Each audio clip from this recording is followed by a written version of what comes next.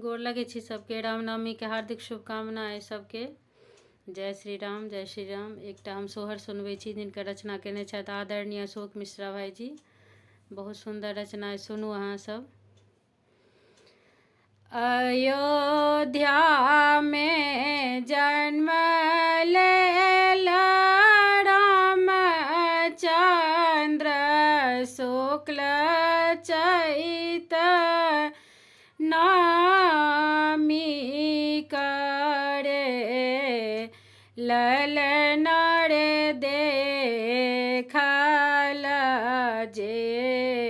रूप लौकिक कौशल्या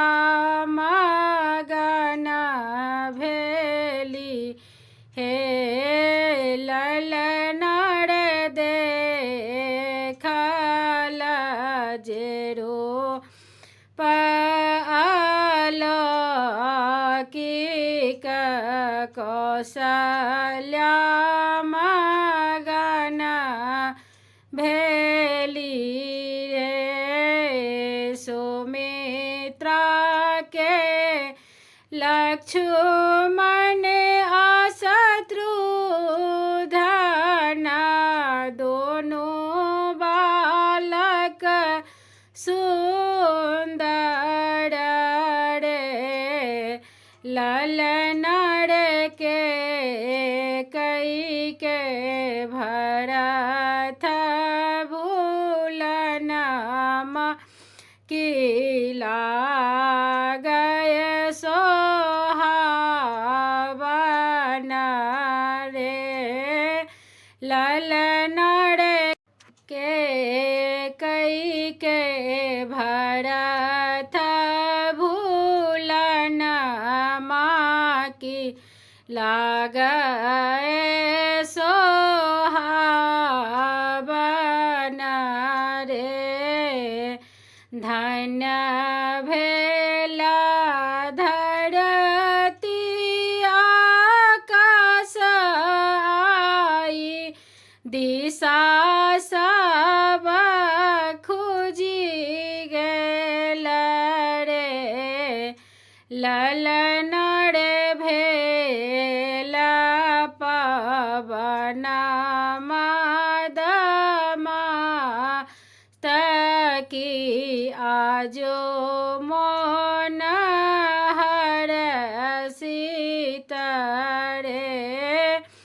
ललन रे भेला पवन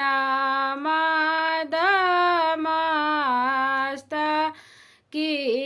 आजो मोन हरषित रे सब तरी बाजे बधैया नाटुआ से नाचए रे ललन रे राजा लोटावथी मोहर लकी भेला खूब पुलकित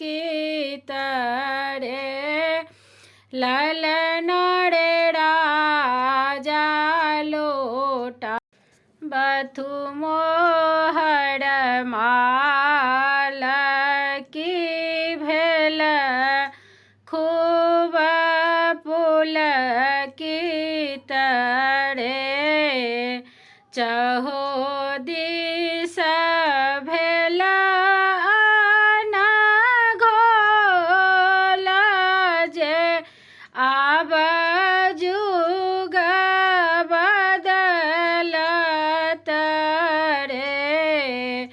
ललन रे अशोक जे गावथी सो हर ढोल मृदंग बाजे रे ललन रे अशोक जे गावथु सोहर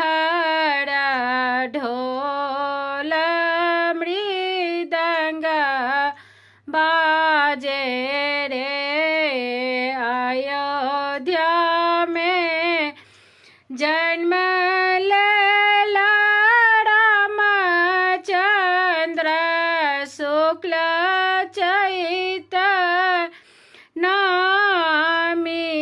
करे ललन रे देखल जे